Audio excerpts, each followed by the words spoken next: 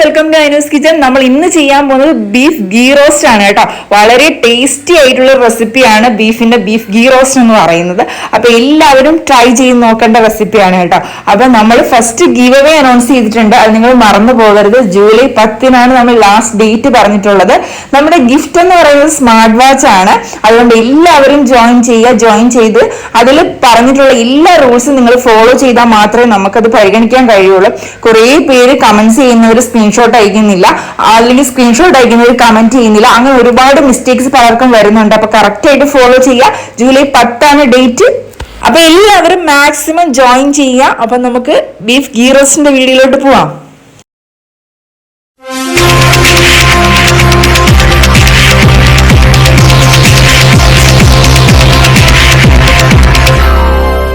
അപ്പൊ നമുക്ക് beef ghee roast റെഡിയാക്കി എടുക്കാം. അതിനായിട്ട് നമ്മൾ 500 ഗ്രാം ബീഫ് കഴുകി വൃത്തിയാക്കി ചെറിയ പീസസ് ആക്കി എടുത്തു വെച്ചിട്ടുണ്ട്. ഇനി നമുക്ക് കുക്കറിലേക്ക് ഇട്ട് കൊടുക്കാം. നമ്മൾ ബീഫ് അത്യാവശ്യം കുക്കറിൽ തന്നെ വേവിച്ചെടുക്കണം, കാരണം അത്യാവശ്യം നല്ല വേവുണ്ട് ബീഫിന്. ഇനി നമുക്ക് ഇതിലേക്ക് 1/4 ടീസ്പൂൺ മഞ്ഞൾപ്പൊടി, 1/4 ടീസ്പൂൺ കുരുമുളക് പൊടി, 1/4 ടീസ്പൂൺ മീറ്റ് മസാല, അതുപോലെ തന്നെ ഒരു പിഞ്ച് ഉലുവാപ്പൊടിയും ആവശ്യത്തിന് ഉപ്പും കൂടെ ഇട്ട് കൊടുക്കാം. ഇനി നമുക്കൊന്ന് മിക്സ് ചെയ്തതിലേക്ക് കുറച്ച് കറിവേപ്പിലയും കൂടി ഇട്ട് കൊടുക്കണം കേട്ടോ. ഇനി ഇത് നന്നായിട്ടൊന്ന് ഇളക്കി കൊടുക്കാം. നമ്മൾ ഇതിലേക്ക് ബാക്കി പൊടികളെല്ലാം തന്നെ ബാക്കി മസാലകൾ നമ്മൾ ചേർത്ത് കൊടുക്കും. ഇത് നമ്മുടെ ബീഫിലൊന്ന് പിടിക്കാൻ വേണ്ടിയിട്ടാണ്. ഒരുപാട് വെള്ളം ഒഴിച്ചു കൊടുക്കേണ്ട ആവശ്യമില്ല, 1 കപ്പ് വെള്ളം മാത്രം ഒഴിച്ചു കൊടുത്താൽ മതി. ഇനി നമുക്കിതൊന്ന് അടച്ചിട്ട് നമുക്ക് അടുപ്പത്തേക്ക് വെച്ചു കൊടുക്കാം. ഒരു 6-7 ഫിസിലിനുള്ളിൽ നന്നായിട്ട് വെന്ത് കിട്ടിയിട്ടുണ്ടാവും. ഇനി നമുക്ക് 3 സവോള നമ്മൾ അരിഞ്ഞു വെച്ചിട്ടുണ്ട്, 2 തക്കാളി, 3 പച്ചമുളക്, ഒരു 2 ടേബിൾ സ്പൂണോളം വെളുത്തുള്ളി ഇഞ്ചി പേസ്റ്റ്, ഇത്രയും നമ്മൾ എടുത്തു വെച്ചിട്ടുണ്ട് കേട്ടോ. 1.5 ടേബിൾ സ്പൂൺ, 2 ടേബിൾ സ്പൂണിനകത്ത് വെളുത്തുള്ളി ഇഞ്ചി പേസ്റ്റ് ചേർത്ത് കൊടുക്കാം. ഇനി നമ്മൾ ഒരു പാത്രം എടുത്ത് വെച്ചിട്ടുണ്ട്. ഇനി ചൂടായി വരുമ്പോഴത്തേക്കും ഇതിലേക്ക് നമുക്ക് ഒരു 2 ടേബിൾ സ്പൂണോളം വെളിച്ചെണ്ണയാണ് ഒഴിച്ചു കൊടുക്കുന്നത്. വെളിച്ചെണ്ണ നന്നായിട്ട് ചൂടായി വരുമ്പോൾ നമുക്ക് കടുകിട്ടൊന്ന് പൊട്ടിച്ചെടുക്കാം.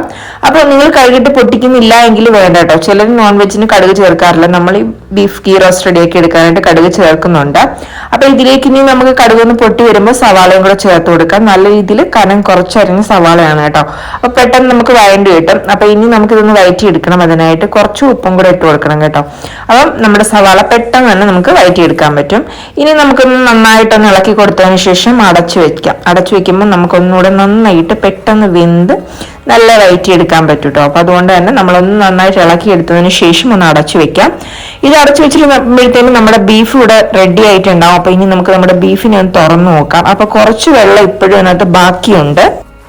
ഇപ്പൊ നമ്മുടെ ബീഫ് നമ്മൾ സ്പൂൺ കൊണ്ടോ തവി കൊണ്ടോ എന്തെങ്കിലും എടുത്ത് നോക്കുമ്പോൾ നല്ലതായിട്ട് 2 പീസായിട്ട് വരുന്നുണ്ടെങ്കിൽ നമ്മുടെ ബീഫ് നന്നായിട്ട് തന്നെ വെന്ത് കിട്ടിയിട്ടുണ്ട് കേട്ടോ. അപ്പം ചൂട് എടുക്കുമ്പോൾ പ്രത്യേകം ശ്രദ്ധിക്കുക. പിന്നെ ഈ ബാക്കി വരുന്ന വെള്ളം ഉണ്ടല്ലോ, നമുക്കിത് കളയേണ്ട ആവശ്യമില്ല. ബാക്കി നമ്മുടെ റോസ്റ്റിലേക്ക് തന്നെ ചേർത്ത് കൊടുക്കാനുള്ളതാണ്. അപ്പൊ ഈ ഇടയ്ക്കിടയ്ക്ക് നിങ്ങളിതൊന്ന് ഇളക്കി കൊടുക്കാൻ വേണ്ടി മറന്നു പോലും. ഞാൻ കുറച്ച് ഇളക്കാൻ ലേറ്റ് ആയതുകൊണ്ടാണ് ഇങ്ങനെ കളർ ചേഞ്ച് ആയിപ്പോയത് കേട്ടോ. അപ്പം നിങ്ങൾ ഇടയ്ക്കിടയ്ക്കൊന്ന് ഇളക്കി കൊടുക്കുക. കാരണം നമ്മൾ ഇതിലേക്ക് വെള്ളവും ഒന്നും ചേർത്ത് കൊടുക്കുന്നില്ല വേവാൻ വേണ്ടി. നമ്മൾ നന്നായിട്ട് അതുകൊണ്ട് തന്നെ ഇളക്കി കൊടുത്ത് ഇടയ്ക്കിടയ്ക്കൊന്ന് അടച്ചു വെച്ച് കൊടുത്തു കഴിഞ്ഞാൽ നന്നായിട്ട് വഴറ്റിയെടുക്കാൻ പറ്റും. ഇനി ഇതിലേക്ക് നമ്മൾ എടുത്തു വെച്ചിട്ടുള്ള 3 പച്ചമുളക് അരിഞ്ഞതും കൂടെ ഇട്ട് നന്നായിട്ടൊന്ന് ഇളക്കി എടുത്തിട്ട് ഒന്നും കൂടെ അടച്ചു വെക്കാം കേട്ടോ. അപ്പം നിങ്ങൾ ഇത് അടച്ചു വെച്ച് തന്നെ വഴറ്റിയെടുക്കാൻ നോക്കുക കേട്ടോ. അതാകുമ്പോൾ പെട്ടെന്ന് നമുക്ക് വഴണ്ടി കിട്ടും ഉള്ളി. അതുപോലെ തന്നെ നമ്മുടെ ഉള്ളി നന്നായിട്ട് വഴറ്റിയെടുക്കാൻ ശ്രമിക്കുക. നമ്മൾ ഉള്ളി വഴറ്റിയെടുക്കുന്ന കറികൾക്കെല്ലാം നല്ല രീതിയിൽ വഴറ്റിയെടുക്കുമ്പോഴാണ് ആ ഒരു ടേസ്റ്റ് നല്ല രീതിയിൽ വരുന്നത് കേട്ടോ. അപ്പൊ ഇനി നമ്മൾ എടുത്തു വെച്ചിട്ടുള്ള വെളുത്തുള്ളി ഇഞ്ചി പേസ്റ്റ് ഇതിലേക്ക് ചേർത്ത് കൊടുക്കാം. ഇനി ഒന്നും കൂടെ നല്ല രീതിയിൽ എല്ലാം കൂടി ഒന്ന് മിക്സ് ചെയ്തതിനു ശേഷം വീണ്ടും അടച്ചു വെച്ച് തന്നെ വഴറ്റിയെടുക്കാം. ഇപ്പൊ ഏകദേശം നല്ല രീതിയിൽ ഇതിന്റെ കളർ ചേഞ്ച് ആവാൻ തുടങ്ങിയിട്ടുണ്ട്. അത് കഴിഞ്ഞ് നമുക്ക് ഇതിലേക്ക് പൊടികൾ ചേർത്ത് കൊടുക്കാം.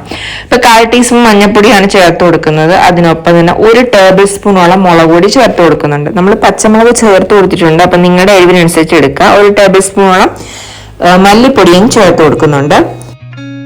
ഇനി നമുക്ക് മീറ്റ് മസാല ചേർത്ത് കൊടുക്കാം. അതും ഏകദേശം ഒരു 1/2 ടീസ്പൂൺ മുതൽ 3/4 ടീസ്പൂൺ വരെ ചേർത്ത് കൊടുക്കുന്നുണ്ട്. ഇനി നന്നായിട്ടൊന്ന് ഇളക്കി അതിന്റെ പച്ചമണമൊക്കെ മാറിയതിനു ശേഷം മാത്രമേ നമുക്ക് ഇതിലേക്ക് ബാക്കി സംഭവങ്ങൾ ചേർത്ത് കൊടുക്കാൻ പറ്റൂ കേട്ടോ. അപ്പം പച്ചമണം മാറുന്ന പ്രത്യേകം ശ്രദ്ധിക്കണം, അല്ലെന്നുണ്ടെങ്കിൽ പൊടികളുടെ ഒരു പച്ച കുത്ത് വരും. അപ്പം നല്ല രീതിയിൽ ഒന്ന് ഇളക്കി മിക്സ് ആക്കി എടുക്കുക എല്ലാം കൂടെ. ഇനി നമുക്ക് ഇതിലേക്ക് നമ്മൾ നേരത്തെ അരിഞ്ഞു വെച്ചിട്ടുള്ള തക്കാളി ചേർത്ത് കൊടുക്കണം. നമ്മൾ 2 തക്കാളി എടുത്തിട്ടുണ്ടായിരുന്നു, 2 വലിയ സൈസിലുള്ള തക്കാളിയാണ്.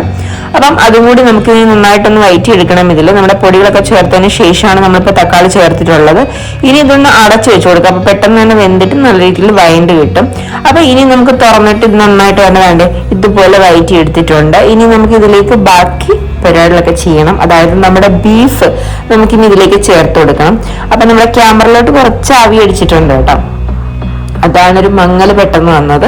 അപ്പൊ ഇനി നമുക്ക് ഇതുപോലെ നമ്മുടെ ബീഫ് അതിലേക്ക് ഇട്ട് കൊടുക്കാം. ആദ്യം നമ്മൾ ആ ബീഫ് മാത്രം ഇട്ടൊന്ന് ഇളക്കി കൊടുക്കുന്നുണ്ട്. പിന്നെ നമുക്ക് ബാക്കിയുള്ള കുറച്ച് വെള്ളം ഉണ്ടല്ലോ അതും കൂടി ഒഴിച്ചു കൊടുക്കണം. നമ്മുടെ ബീഫ് നല്ല ഇളകി സെറ്റായി വന്നിട്ടുണ്ട്, എല്ലാം കൂടെ മിക്സ് ആയി വന്നിട്ടുണ്ട്. അപ്പൊ ഇനി നമുക്ക് ഇത് ബാക്കിയുള്ള ആ ഒരു വെള്ളം കൂടി ഇതിലേക്ക് ഒഴിച്ചു കൊടുക്കാം. ഈ ഒരു വെള്ളം കളയേണ്ട ആവശ്യമില്ല കേട്ടോ. ഇങ്ങനെ ചേർത്ത് കൊടുക്കുമ്പോൾ നല്ലൊരു ടേസ്റ്റ് ആണ്. നമ്മുടെ ബീഫ് വേവിച്ച വെള്ളം ഇതിലേക്ക് തന്നെ ചേർത്ത് കൊടുക്കുക. അപ്പൊ ഇനി അവസാനം നമ്മൾ ഒരു 1/2 ടീസ്പൂണോളം ഗരം മസാലയാണ് ചേർത്ത് കൊടുത്തിട്ടുള്ളത് കേട്ടോ. അതിനുശേഷം ഒരു പിഞ്ച് ഉലുവാപ്പൊടി ഇതിലേക്ക് നമ്മൾ ചേർത്ത് കൊടുത്തിട്ടുണ്ട്. പിന്നെ ഉപ്പൊക്കെ നിങ്ങളുടെ ആവശ്യത്തിന് നോക്കിയിട്ട് ഇട്ട് കൊടുക്കുക. നമ്മൾ ബീഫിലും അതുപോലെ തന്നെ നമ്മുടെ ആദ്യ ഉള്ളിയിലും ഒക്കെ നമ്മൾ ഉപ്പ് ചേർത്ത് കൊടുത്തിട്ടുണ്ട്. അവസാനം നമ്മൾ ഇതിലേക്ക് കുറച്ച് കറിവേപ്പിലയും കുറച്ച് പച്ച വെളിച്ചെണ്ണയും കൂടെ ഒഴിച്ചു കൊടുക്കാം. ഇനി നന്നായിട്ടൊന്ന് മിക്സ് ആക്കി കൊടുക്കാം കേട്ടോ. അപ്പൊ ഇടയ്ക്കൊന്ന് അടച്ചു വെച്ച് കഴിഞ്ഞാൽ നന്നായിട്ട് നല്ല സെറ്റായി വരും. അപ്പൊ എല്ലാം കൂടെ കഴിഞ്ഞിട്ട് നമുക്ക് ഒരുമിച്ച് അങ്ങ് മിക്സ് ആക്കി കൊടുക്കാം.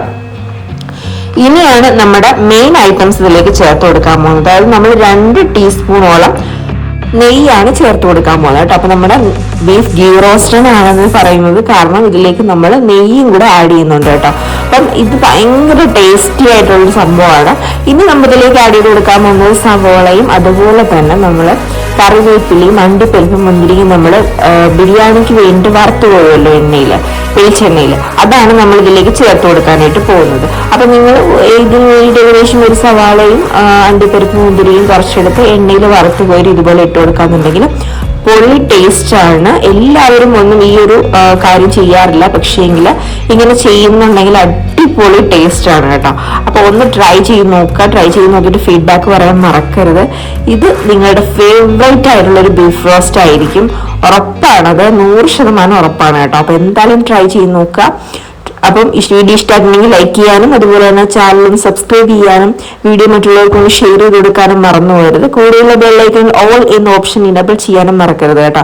അപ്പൊ ഈ ബീഫ് റോസ്റ്റ് കാണുമ്പോൾ തന്നെ നിങ്ങൾക്ക് മനസ്സിലായിട്ടുണ്ടാവും എത്രത്തോളം ടേസ്റ്റി ആണ് എന്നുള്ളത്. എന്തായാലും ട്രൈ ചെയ്ത് നോക്കുക. അപ്പൊ അടുത്ത വീഡിയോ വരുന്നവരെ ബൈ.